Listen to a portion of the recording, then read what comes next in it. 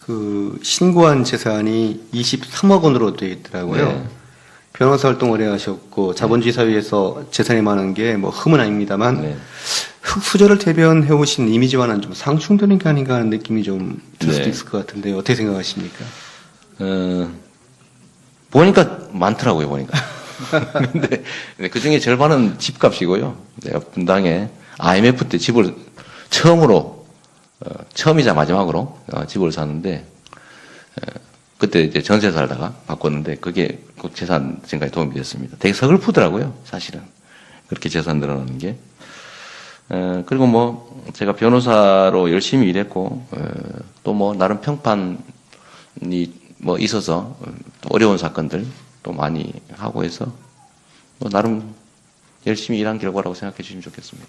가끔씩 주식도 합니다. 지금도 주식 자산이 절반입니다. 제가 그 시장님이 시장이 쓰신 그 책을 들고 나왔습니다. 네. 이재명 대한민국 혁명하라에 책이 있는데 이거 말고도 두 권의 더 책을 쓰셔 세 권의 네. 책을 쓰신 걸로 알고 있습니다. 근데 이제 대개 정치인들이 보시면 대피를 많이 합니다. 네. 직접 안 쓰고 이름만 이렇게 하는데 저는 그 시장님은 새정치를 하신다고 말씀하셨고 네. 새정치 하신 분들은 대피를 하면 안 돼. 직접 써야 된다고 생각합니다. 네. 근데 그 바쁜 시장을 하시고 그다음에 대선 활동을 하시면서 이 책을 쓰실 시간이 있으니 저는 개인적으로 굉장히 의문스러운데 직접 쓰셨습니까?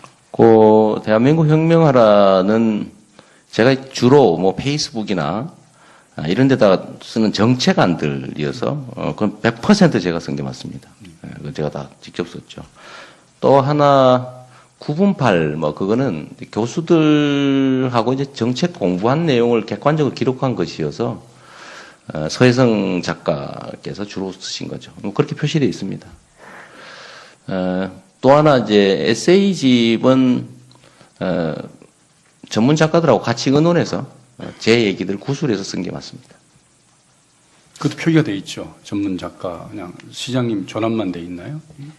그 사실 제가 아직 못 봤어요. 네. 아직 그게 나왔나? 며칠 됐나? 광고하고 있는 것 같긴 하던데. 네. 저는 이제 그런 게 과거 정치인들의 관례인데 이제 그런 거를 없애자는 게 사실 새 정치죠. 그 좀 부연 질문을 좀 드리겠습니다. 조금 전에 그저 시장님께서도 그 주식 투자도 좀 하신다고 그러셨는데 그 주로 이렇게 투자하시는 주식들이 대기업, 다시 말하면 재벌 기업들이더라고요. 삼성, 현대, 다 SK. 그렇죠. 그 신고하시는 그 내역을 보니까요. 네. 근데 그 평소에 재벌에 대해서 굉장히 그 비판적이신데 투자할 때는 또 좀 뭐랄까 긍정적으로 평가하시는 게 아닌가 하는 생각이 들었습니다. 그게 또 오해죠. 제가 재벌 기업들을 폄하하는 게 아니고 재벌 기업들을 지배하는 재벌 가문들의 부당한 지배 행태를 제가 문제 삼은 거죠. 기업 자체가 아니고. 예. 그리고 제가 전에는 소위 소형주 투자했다가 엄청나게 손해를 보고 난 다음에 네, 농담이었습니다. 예, 제가 다른 질문 드리기 전에 먼저 한 가지 확인하겠습니다. 네. 두 아들이 명문대를 갔다고 하는데 맞습니까? 그냥 대학을 갔습니다. 하여간 뭐 명문대를 갔다는 전제에서 네. 이럴 경우에는 이제 부모가 네. 보통 사교육을 세게 시켜가지고 네. 성공했다는 얘기를 좀 많이 듣고 그렇게 오해도 받습니다. 네.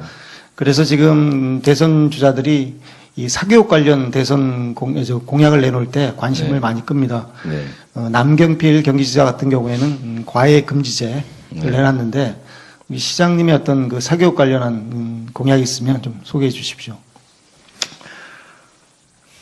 저희도 뭐 열심히 연구는 하고 있는데 뚜렷한 답을 찾을 수 없어서 아직 발표된 건 없습니다. 그리고 저는 이제 교육 문제의 자체 교육 문제를 해결하기 위한 그 자체의 정책이라고 하는 게 참 쉽지가 않다는 생각이 들어요. 예를 들면 과도한 경쟁, 과도한 사교육, 대학 서열화의 진짜 뿌리는 기회가 줄어들었기 때문이거든요. 결국 저는 이게 경제, 산업, 고용 정책의 일종의 좀 연동돼 있다고 보기 때문에 그 문제를 그냥 놔두고 나서 교육 문제를 해결하겠다고 하는 것 자체가 대책이 좀 없어 보여요. 결국은 이 경쟁이 치열하게 생긴 거죠. 기회는 작고 여기를 통과해야 될 사람은 많은데 요거 통과하는 방식을 놓고 통과하기 위해서 엄청난 치열한 경쟁이 생기지 않습니까? 근데 이 치열한 경쟁의 원인 자체를 제거하지 않고 이 경쟁의 방식을 바꾼다고 해서 해결되지가 않겠더라. 그래서 저한테도 우리 뭐 참모든 여러분들이 뭐 이런저런 정책 제안들 사실 많이 합니다. 예를 들면 뭐 대학을 뭐 정부 지원을 받는 뭐 공영형 사립대를 만들어서 또 공동 전형을 하고 뭐 이런 제안들도 많이 해요. 뭐 언젠가 저희도 발표하겠지만은 사교육 문제에 관한 나는 뭐 이재명 시장의 아들은 사교육 받았냐 안 받았냐 받았지요. 안 할 수가 없는. 사실 사교육 때문에 저는 집사람하고 좀 많이 다툰 편이에요. 그렇게 해서 뭐 실제 실력이 늘겠느냐 오히려 좀 규격화해서 좀 나쁘다 뭐 이런 입장이면 뭐 제 아내는 물정 모르는 사람이라 그러고 많이 다투는데 이 가외를 금지하는 게 가능할지 국민적 가외가 가능할지 완전 가외를 금지하는 게 과연 바람직한지 솔직히 아직 잘 판단이 안 섭니다. 죄송합니다. 저는 아까도 말씀드렸지만 저는 말하면 지켜야 되는 사람이라서 말하고 못 지킬 것 같은 건 잘 말 안 하려고 하는 그런 점 좀 이해해 주시면 좋겠습니다.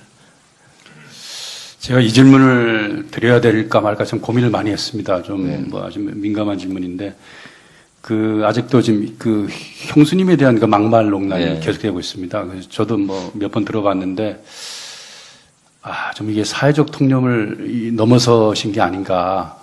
저도 뭐 그런 생각이 개인적으로 들었습니다. 네. 그래서 이 대통령이 되시고자 하는 분이 너무 쉽게 흥분하고 이런 분들이 좀 이 성정이나 품위가 좀 그런 지적을 받고 있는데 네. 시장님 어떻게 생각하십니까?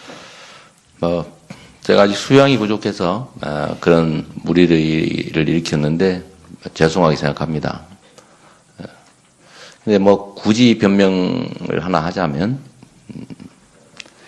우리 그 형님 부부께서 좀 첫째로는 어머니하고 사이가 좀 안 좋으세요. 그리고 제가 취임한 후에 우리 그 형님께서 이제 시장형을 내세워서 시정에 심하게 많이 개입하셨습니다. 예를 들면 뭐 인사도 직접 하시고 업무 지시도 본인이 직접 하시고 나 시장 친형인 누군데 실제로 친형이라고 표현하세요. 그래서 전화해서 우리 공무원들이 정말 힘들어해서 제가 공무원들한테 일체 전화 통화를 금지한다는 지시까지 내렸죠. 저를 만나기 위해서 시장실 앞에 농성도 하셨어요. 제가 안 만나줬습니다. 죄송하게도. 다른 어떤 민원인도 다 만나지만 형님을 만나주는 것 자체가 권력을 부여하는 것이어서 통제할 길이 없게 되겠죠. 그래서 뭐 많이 다퉜어요. 근데 그건 제가 다 참았습니다. 다 참았는데 결국 이 연원으로 어머니를 통해서 저한테 압력을 행사하다가 어머니가 또 그걸 거절하고 그러니까 어머니하고 많이 또 뭐 싸운다기보다 어머니한테 좀 해서는 안 될 폭언, 위협, 협박 뭐 이런 거 하고 결국 어느 날 어머니를 폭행했죠. 때렸죠. 어머니를 때려서 제가 그 어머니 폭행당해서 입원하시고 병원 가시고 이제 제가 집에 보니까 어머니 살림 아끼는 살림 다 부셔지고 이래서 제가 참기가 좀 어려웠습니다. 그러니까 뭐 분노 조절 못 한다고 하면 할 말은 없는데 하여튼 저는 제 손잡고 공장에 데려다 주시고 그러고 화장실 가서 남자들 화장실 이용하는 이용료 받으시면서 우리 7남매 키워주신 분인데 그 병 들고 몸도 못 가누시는 호노 어머니를 두들겨 팬 형님 용서하기가 좀 어려웠습니다. 그래도 참았어야 되는데 우리 국민들께서 용서해 주시기 바랍니다. 제가 부족했습니다. 이 시장께서 하셨던 말씀 몇 가지 예를 들어보겠습니다. TV조선을 반드시 폐간시키겠다고 하신 적이 있고요. 반기문 전 유엔 사무총장에 대해서는 친일 독재 부패 세력의 꼭두각시가 된다면 심판을 받을 것이라고 하셨고, 박근혜 대통령을 끌어잡아 박정희의 유해 옆으로 보내자고 연설하기도 하셨습니다.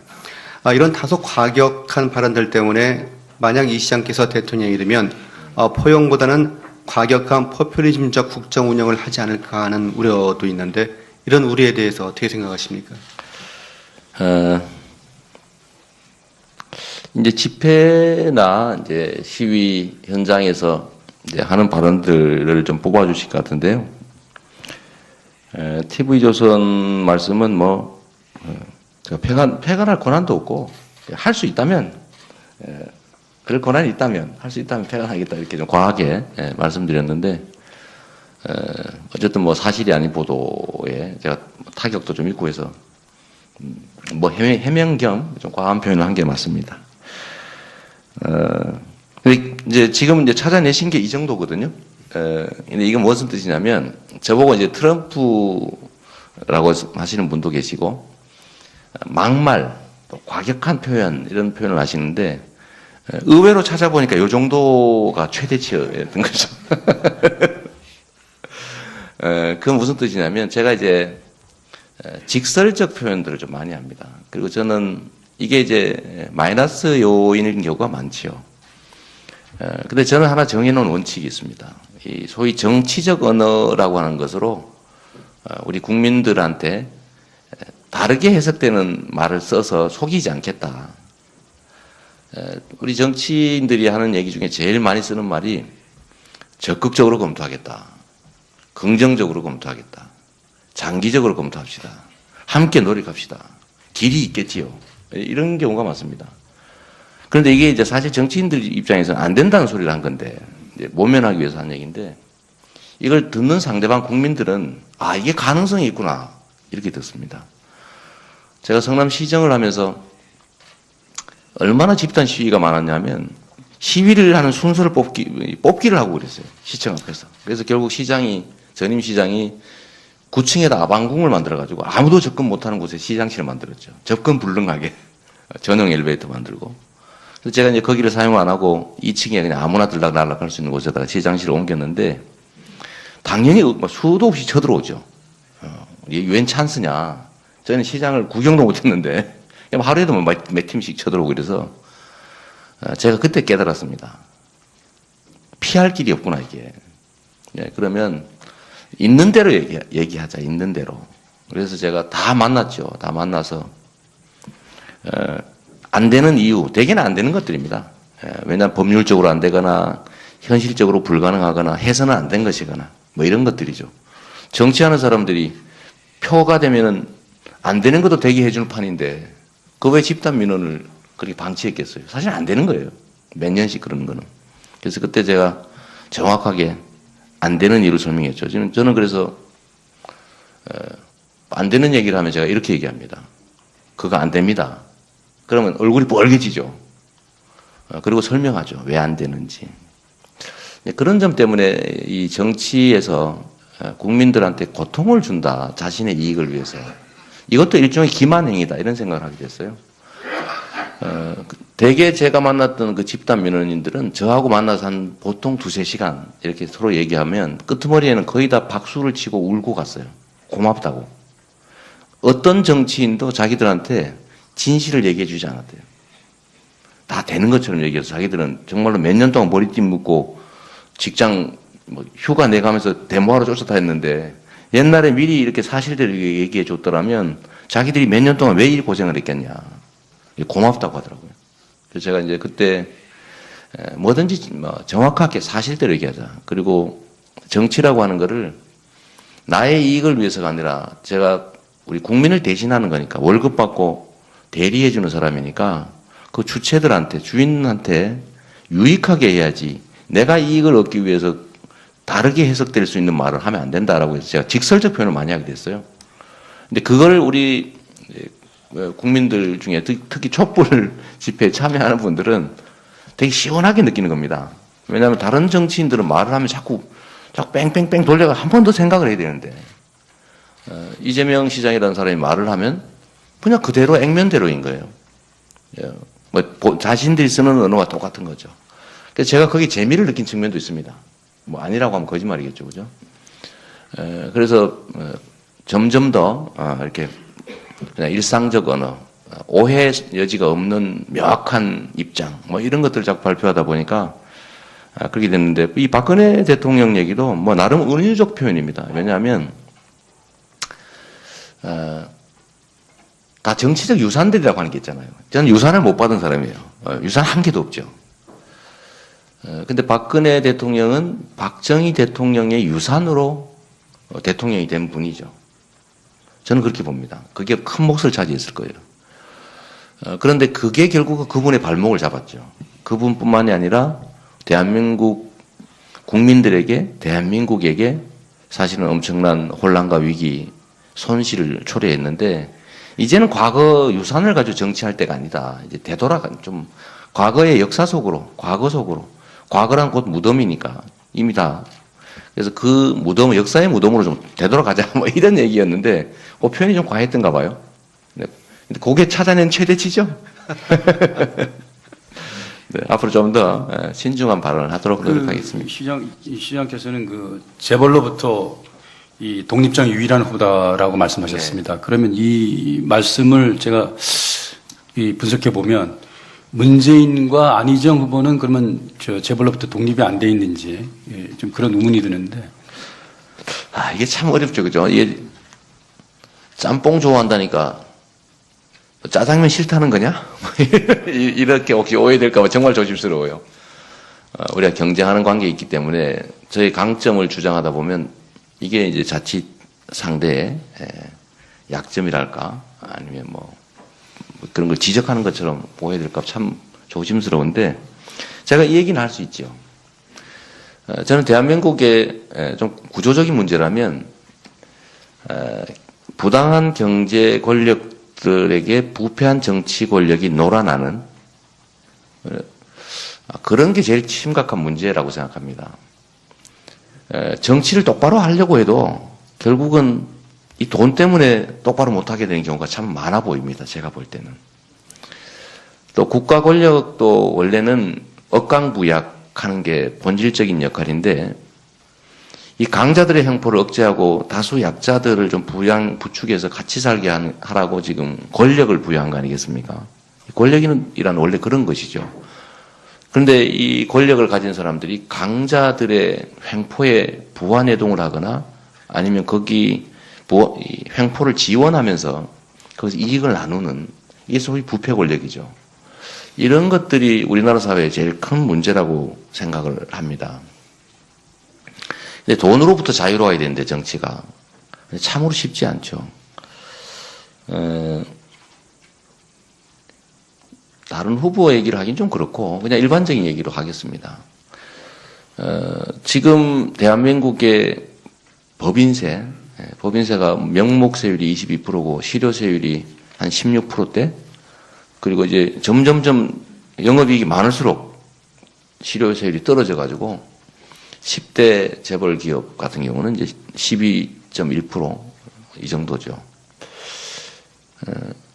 그런데 복지는 확대해야 되고 그런데 안희정 지사님이나 우리 문재인 후보께서는 법인세 인상은 안 한다는 거예요. 복지도 확대해야 되고 증세의 필요성도 있는데 증세 대상에서 법인세는 제외해놨습니다. 저는 제일 증세를 한다면 제일 중요한 대상이 법인, 또 영업이익 좀 많은, 저는 500억 이상 영업이익 얻는 곳은 한 8% 정도, 증세하면 한 15조 정도가 생기니까 좀 국가 재정에 좀 크게 도움이 될 거라고 생각하는데 이런 점에서 보면 재벌 이익을 챙겨주는 측면이 있죠. 또 한 가지 이런 것도 있습니다. 제가 여러 차례 문재인 후보에게 여쭤봤는데 답이 없으세요. 제가 며칠 전에 집회 현장에도 한번 여쭤봤는데 그거 혹시 실수하신 거 아닙니까? 이렇게 제가 뭐 이렇게 물어봤는데 그게 뭐냐면 준조세 폐지 공약을 하셨습니다. 이 준조세는 두 종류가 있는데 소위 비자발적 후원금 더하기 법정 부담금이 두 가지로 구성이 됩니다. 비자발적 후원금인가 뭐 무슨 어디 행사 지원하고 이런 것들은 1조 3천억 정도밖에 안 됩니다. 그런데 그거 말고 법정 부담금이라고 무슨 어디 대규모 개발을 해서 이익을 얻으면 그 이익을 얻기 위해서 필요한 시설들이 있습니다. 아파트 단지를 개발하면, 아파트를 분양하면 학교 용지 부담금을 내야 될 거 아닙니까? 학교 만들어야 될 거 아닙니까? 예를 들면 한전 그 부지에다가 현대자동차가 땅의 용도를 바꿔서 엄청난 초고층의 사옥을 지으면 부동산 가치가 엄청나게 올라갑니다.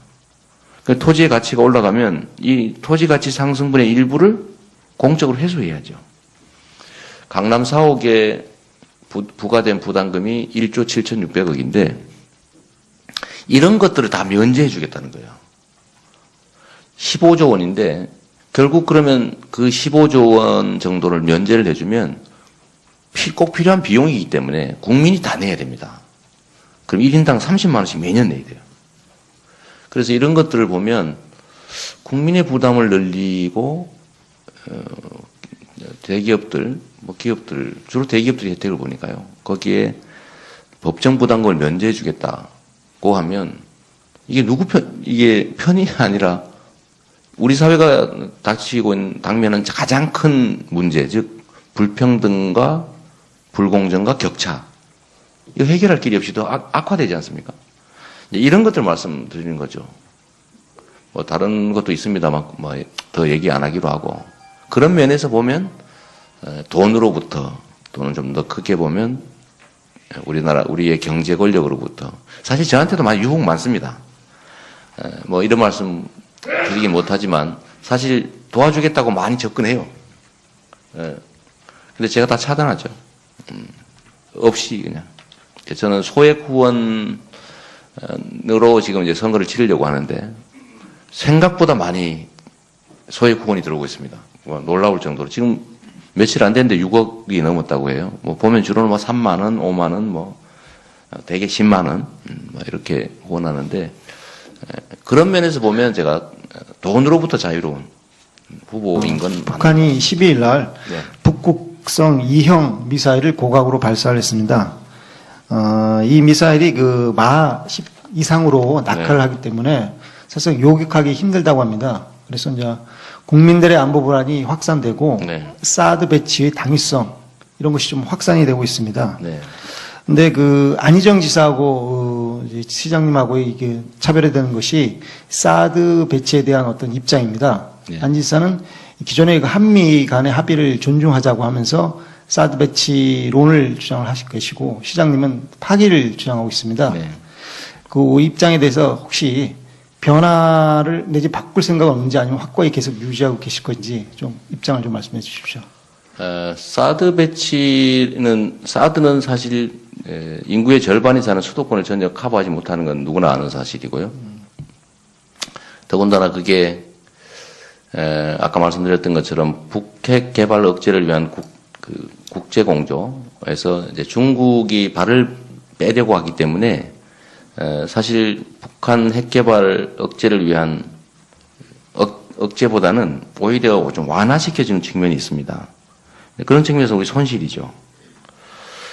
또 예를 들면 이게 대한민국의 안보의 근본적인 대책이냐 아니면 더하기 빼기 해봤을 때 종합적으로는 손실이냐라는 걸 생각해 봐야 되는데 저는 손실 요소가 더 많다고 보는 겁니다.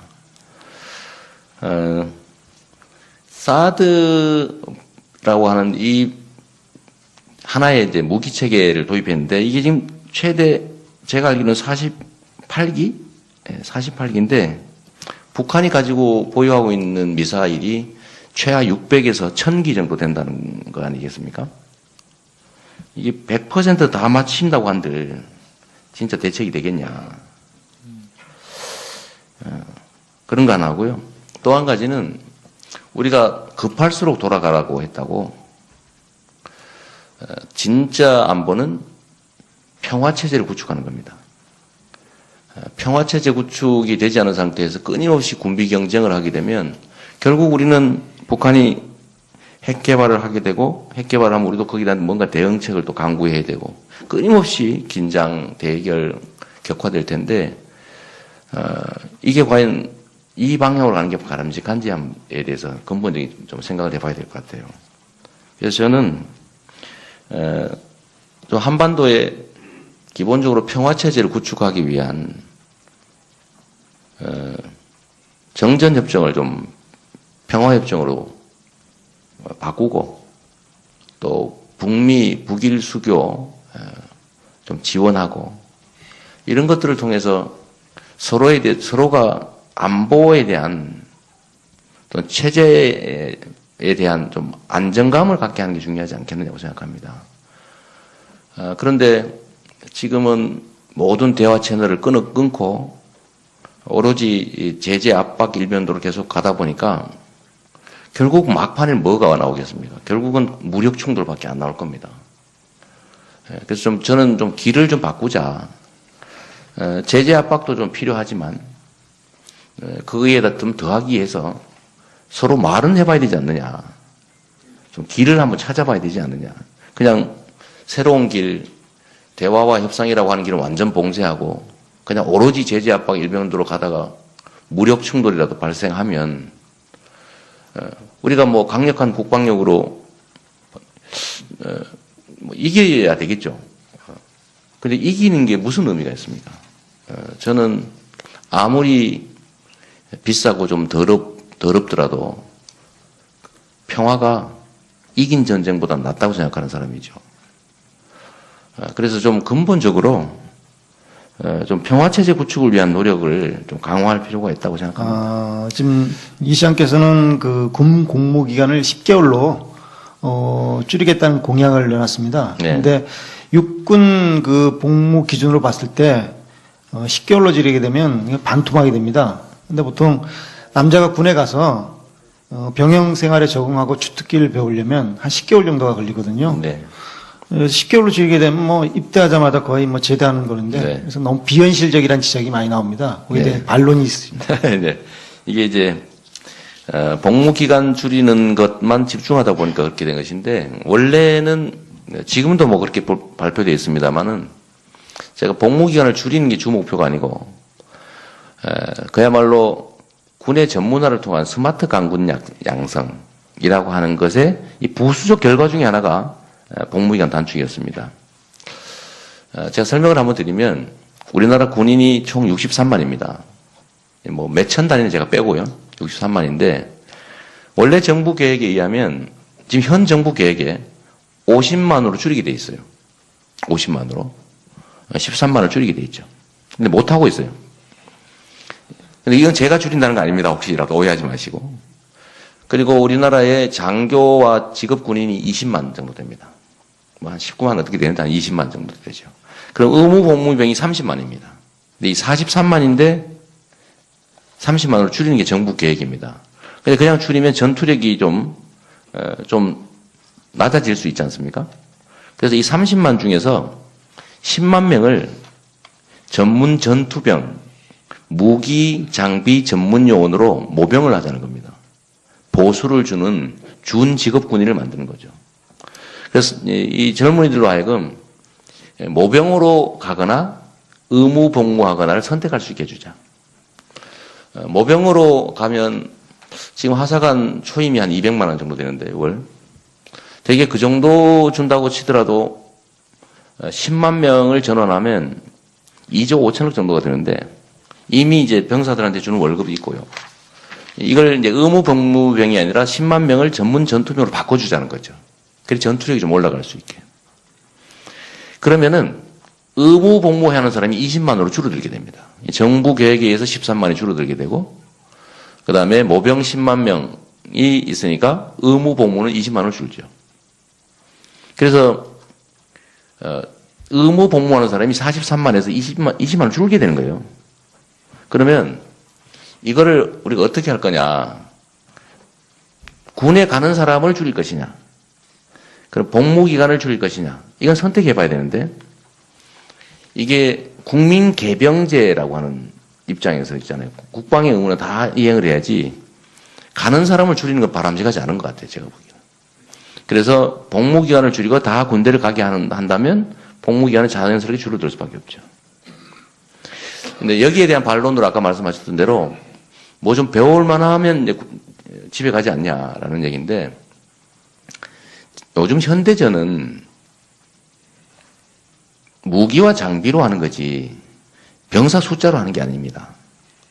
그리고 병사들 중에서는 직업군인 10만 있지 않습니까? 장교 빼고 예를 들면 뭐 하사관들, 이 직업군인들하고 전문 전투, 그다음에 무기 장비 전문병으로 주축을 삼고 20만은 보조 역할을 하는 거죠.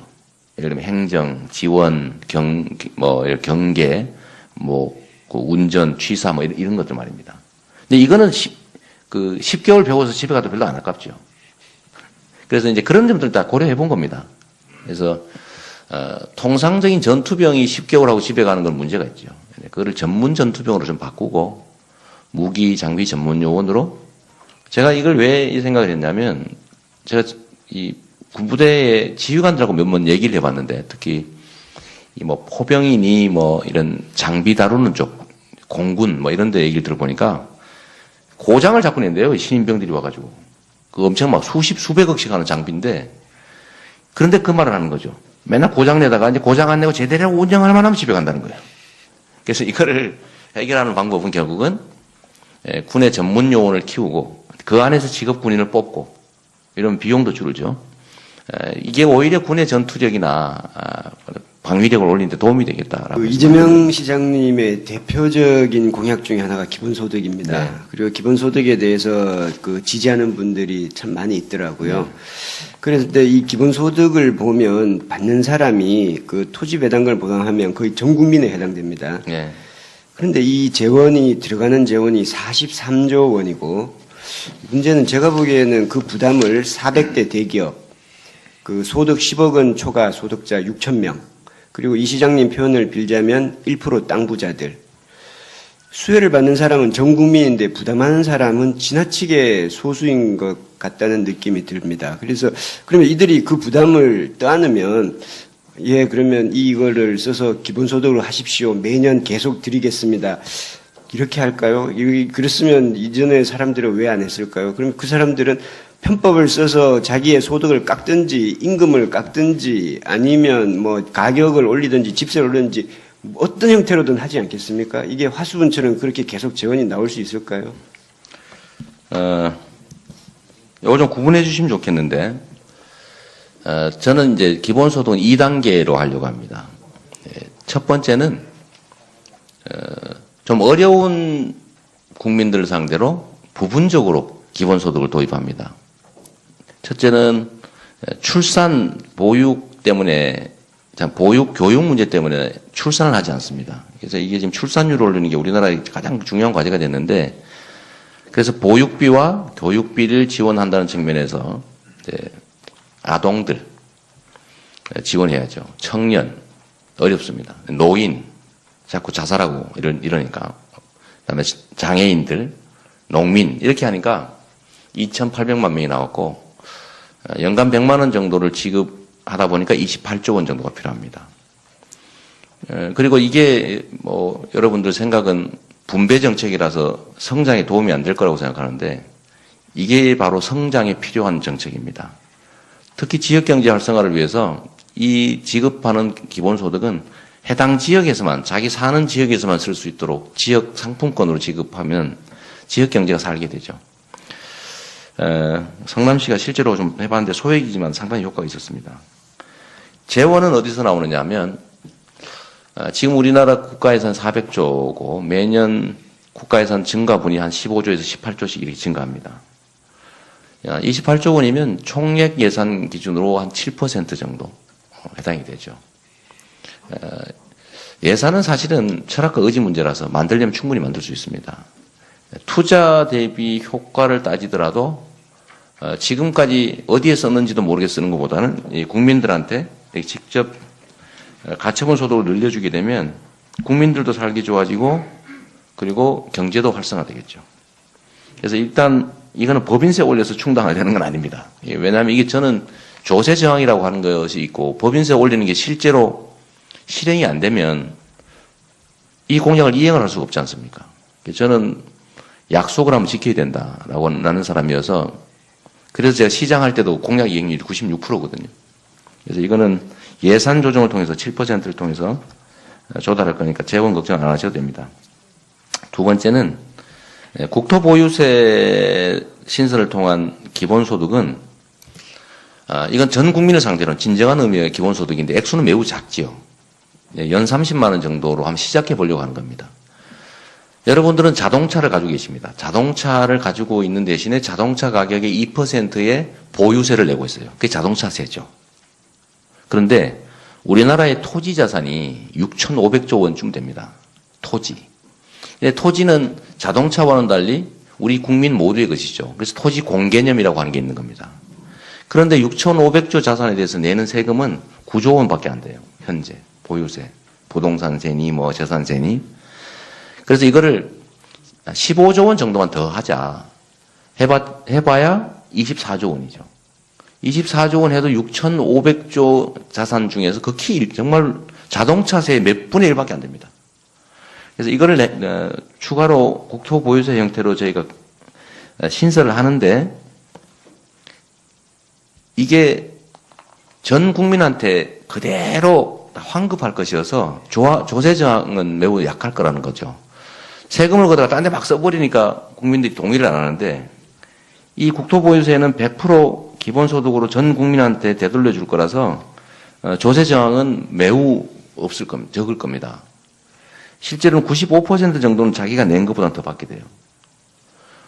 그런데 뭐 그게 엄청나게 많으냐? 많지 않아요. 이 3인 가족 해봐야 90만 원이고 지금 이미 뭐 토지분 재산세 내고 있는 게 있으니까 거기다 좀 더 내는 거죠. 그래서 요 국토보유세는 한번 해보는 겁니다. 15조 원 해봐야 실제로 뭐 국민 1인당 30만 원 크지 않죠. 그런데 그게 100% 자기가 낸 걸 다 돌려받기 때문에 이거 괜찮구나. 특히 우리나라가 이 자산 불균형이 심각합니다. 상위 10%가 66%의 자산을 가지고 있어요. 대한민국 재산에. 네, 좀 짧게.